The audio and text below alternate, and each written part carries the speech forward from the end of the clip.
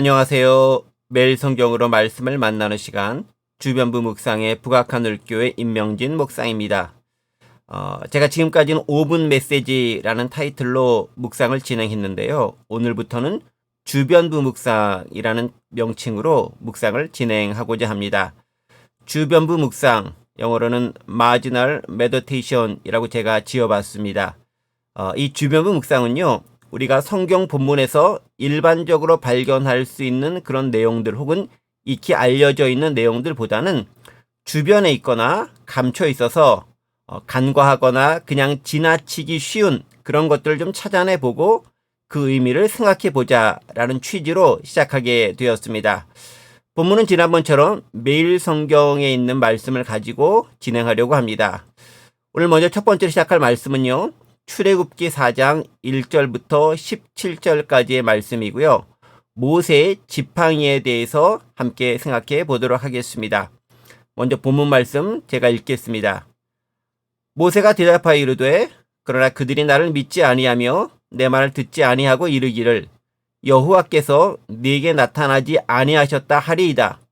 여호와께서 그에게 이르시되 네 손에 있는 것이 무엇이냐? 그가 이르되 지팡이니이다. 여호와께서 이르시되 그것을 땅에 던지라 하시매 곧 땅에 던지니 그것이 뱀이 된지라. 모세가 뱀 앞에서 피하매 여호와께서 모세에게 이르시되 내 손을 내밀어 그 꼬리를 잡으라. 그가 손을 내밀어 그것을 잡으니 그의 손에서 지팡이가 된지라. 이는 그들에게 그들의 조상의 하나님 곧 아브라함의 하나님, 이삭의 하나님, 야곱의 하나님 여호와가 내게 나타난 줄을 믿게 하려 함이라 하시고, 6절부터 16절을 생각하고요. 17절입니다. 너는 이 지팡이를 손에 잡고 이것으로 이적을 행할지니라. 아멘.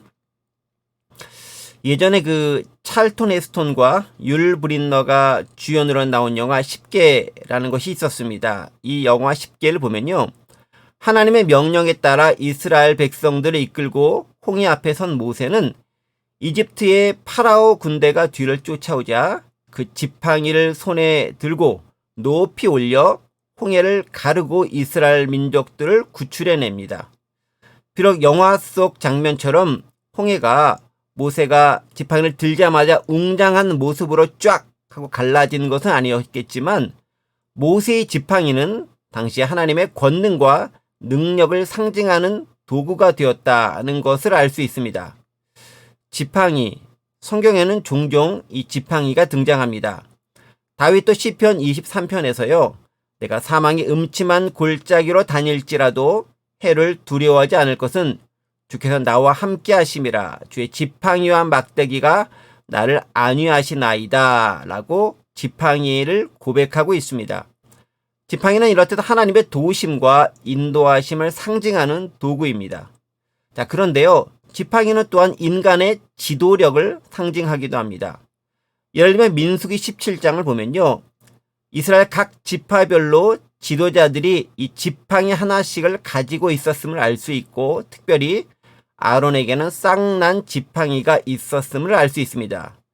이렇듯 이스라엘 사회에서 지팡이는 단지 노인이 자신의 몸을 의지하고 지탱하기 위해서 사용하는 도구라는 것을 넘어서서 하나님께서 부여하셨던 권위와 능력을 상징하는 그런 의미로 사용되고 있습니다. 자, 그렇다면 이렇게 지팡이가 하나님의 인도하심과 그것을 소유한 사람이 하나님의 권위를 입은 지도자임을 상징하는 도구로 인식되기 시작한 것은 언제부터일까요? 모르긴 해도 아마 오늘 본문에서 그 해답을 찾을 수 있을 것 같습니다. 하나님은 어느 날 호렙산 떨기나무에서 모세를 만나십니다. 그리고 그 모세에게 이스라엘 백성들을 애굽의 압제에서 구해내라 라는 사명을 주십니다. 자, 그런데요, 모세는 과거가 있었던 남자였습니다. 과거. 그는 한때 애굽의 왕자였습니다. 하지만 히브리인으로서의 정체성을 꾸준히 가지고 있었던 탓에 이 동족이 애굽인에게 맞는 것을 분이 여겨 그 애굽인을 쳐 죽입니다. 자, 그런데 아이러니하게도요, 그 사건이 발단이 되어서 이 모세는 동족들에게도 인정받지 못하는 신세가 되었고 결국 도망쳐서 미디안 광야에서 생활하게 됩니다. 즉 하나님은 이 모세에게 애굽에서 압제를 당하는 이스라엘 백성들을 이끌어내고 구출해내라 라고 하는 사명을 주셨지만 모세는 그것을 수행하기에는 이 애굽 사람들에게도 그리고 이스라엘 사람들에게도 모두 도망자로 설 수밖에 없는 입장이었다는 것이죠. 애굽에도 이스라엘에도 모세는 마음 놓고 다가갈 수 없는 처지였다는 겁니다. 자, 그런 그에게 애굽 왕에게 가서 이스라엘 백성들 놓아주라 라고 하는 담판을 해야 한다는 것은 이 모세에겐 전혀 실현 불가능한 그런 일이 아닐 수 없었습니다. 애굽으로도 이스라엘에도 갈 수 없는 처지, 그게 모세의 당시의 상황이었다는 것이죠. 때문에 모세는 1절에서 하나님께 이렇게 고백을 합니다. 모세가 대답하여 이르되 그러나 그들이 나를 믿지 아니하며 내 말을 듣지 아니하고 이르기를 여호와께서 네게 나타나지 아니하셨다 하리이다 라고 하소연합니다. 너무나 당연한 반응이겠지요. 이 모세는 몇 차례 더 하나님 함께 사명을 거부합니다. 하나님 저는 안 됩니다. 다른 사람 보내십시오 라고 하나님께 완곡하게 혹은 직접적으로 거절의 메시지를 드립니다. 자, 그러자 하나님은 이 모세에게 권위를 부여하기 위한 방법을 하나 마련하시는데요. 그것이 바로 당시 모세가 손에 쥐고 있었던 지팡이였습니다. 하나님은 모세에게 그 손에 쥐고 있던 지팡이를 땅에 던지게 하셨고 그러자 지팡이는 곧 뱀으로 변했습니다. 모세는 피하게 되죠. 그리고 이윽고 하나님께서 모세에게 그 뱀의 꼬리를 잡으라 라고 말씀하셨고 그 뱀의 꼬리를 잡자마자 그것은 다시 지팡이로 변하게 되었습니다. 지팡이가 하나님이 모세와 함께 하시는 그리고 하나님이 모세에게 권위를 부여하셨다는 증거로 사용되기 시작하는 장면입니다. 자, 이 사건을 계기로요, 모세는 항상 그 손에 지팡이를 쥐고 다녔습니다. 그리고 그 지팡이를 통해 권능과 이적을 행하기 시작했죠. 본문 마지막 절인 17절을 보면요, 이렇게 기록되어져 있습니다. 너는 이 지팡이를 손에 잡고 이것으로 이적을 행할지니라. 그렇죠. 기적과 이적을 행하고 그것이 바로 하나님께서 부여하신 권위이며 권능이라는 것을 드러내는 구절, 그게 17절 말씀입니다. 자, 그런데요, 저는 잠시 여기서 좀 생각을 해봤습니다. 모세가 하나님으로부터 사명을 받을 때, 그 호렙산에 서 있었을 때 지팡이가 아닌 마냥 다른 것을 들고 있었다면 어땠을까라는 조금은 발칙한 생각입니다. 사실 모세는요, 당시 양을 치는 그런 일을 하고 있었습니다. 때문에 그는 지팡이를 손에 들고 있었을 수밖에 없었던 것이죠. 만약 그가 다른 일을 하고 있었다면 어땠을까요? 다른 도구를 가지고 있지 않았을까요? 그렇다면 하나님은 그 다른 도구도 지팡이처럼 모세에게 권위를 부여하는 그런 도구로 사용하셨을까 하는 점입니다. 말씀을 조금 생각하면서 묵상해 봤는데요. 그랬을 것 같습니다. 왜냐면요, 핵심은 지팡이에 있는 것이 아니라 하나님을 만났을 때 가지고 있었던 그것이 무엇이든지 간에요, 바로 하나님을 만났을 때 가지고 있었던 바로 그것이 하나님의 쓰임받는 사명자의 도구가 되었다는 점입니다. 우리가 하나님을 만날 때 그리고 하나님으로부터 사명을 받았을 때 우리는 종종 특별한 무언가를 요구하거나 원하는 경우가 있습니다. 하나님, 돈을 좀 주세요. 하나님, 이런 재능이 부족합니다. 하나님, 이러이러한 은사를 주세요 라고 하나님께 기도하기도 합니다.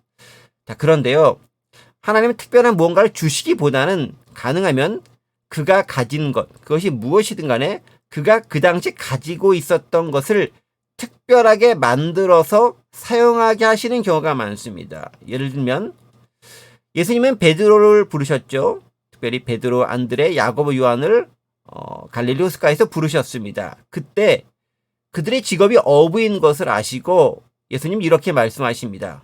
내가 너희를 사람을 낚는 어부로 만들어 주겠다. 그렇죠. 즉 그들이 어부인 것을 아시고 그 어부의 직업을 이용해서 활용해서 물고기 대신에 사람을 낚는 어부로 만들어 주시겠다라고 말씀하신 겁니다. 가진 것을 통해 하나님의 일을 감당하기 원하셨고 또 그렇게 만드시는 것을 알 수 있습니다. 하나님의 일을 하기 위해 내게 어떤 특별한 능력이나 물질, 도구가 필요한 것이 아닙니다.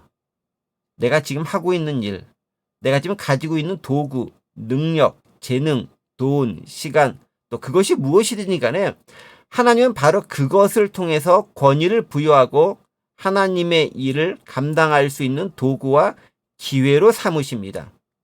도구가 특별한 것이 아니고요. 그 가진 것을 특별하게 만드신다는 점이죠. 중요한 것은 뭡니까?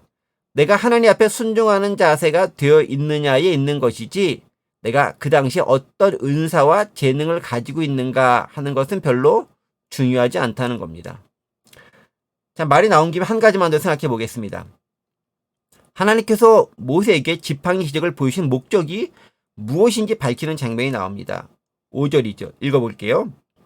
이는 그들에게 그들의 조상의 하나님 곧 아브라함의 하나님, 이삭의 하나님, 야곱의 하나님 여호와가 내게 나타난 줄을 믿게 하려 함이라 하시고 기록된 말씀입니다.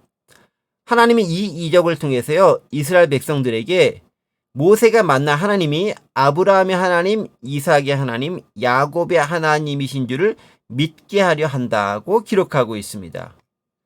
이스라엘 백성들에게 있어서요 아브라함의 하나님, 이삭의 하나님, 야곱의 하나님은 모두 약속의 하나님이십니다. 이들은 모두 하나님으로부터 약속을 받은 조상들인 것이죠. 이스라엘 백성들이 아무것도 아닌 그런 존재들일 때 하나님은 이들을 통해 하나님이 그들의 하나님이 되고 그들에게 땅을 주며 그들의 자손이 널리 퍼지게 해주겠다라는 약속을 하셨고 또 하나님 그것을 지켜가고 계셨습니다. 그래서 하나님이 아브라함, 이삭, 야곱의 하나님을 언급할 때는 약속의 하나님이신 것을 우리는 알 수 있습니다. 그렇죠. 우리가 가진 재능과 소유는 그것이 무엇이든 하나님의 손에 들린다면 바로 그 하나님의 약속을 이루시는 도구가 될 수 있다는 사실입니다. 신실하신 하나님을 보여주는 증표로 사용될 수 있는 것이죠. 하지만 그것이 내 마음대로 사용되거나 헛된 욕심을 부리는 도구가 된다면 어떨까요? 지팡이가 뱀이 된 것처럼 우리를 물고 공격하고 상하게 하는 독사와 같은 도구가 될 수도 있다는 점입니다. 즉, 내가 가진 것은 그것이 누구에 의해 어떤 목적에 따라 어떻게 사용되느냐에 따라 하나님을 드러낼 수도 있고 나에게 치명적인 해를 끼치는 도구가 될 수도 있다는 점이죠. 자, 말씀을 정리해 보겠습니다. 오늘 우리가 가지고 있는 도구는 무엇일까요? 그것을 우리는 어떻게 무엇을 위해 사용하고 있습니까? 누구의 손에 그 도구는 또한 들려져 있습니까? 그것은 권위와 능력의 상징인 지팡이가 될 수도 있고 나를 상하게 만들고 또 죽게 만드는 그런 독사와 같은 것이 될 수도 있습니다. 무엇이 오늘 우리에게 필요하고 내가 가진 것이 무엇인지 어떻게 사용할 수 있을 것인지 한번 생각해보고 점검해 볼 수 있는 오늘 하루 우리의 삶이 되기를 간절히 원합니다. 우리 잠시 기도하겠습니다.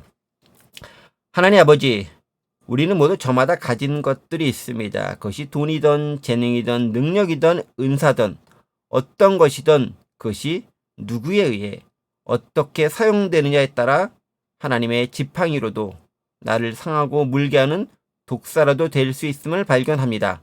하나님 은혜 가운데 아름답게 그것을 잘 사용할 수 있도록 도와주옵소서.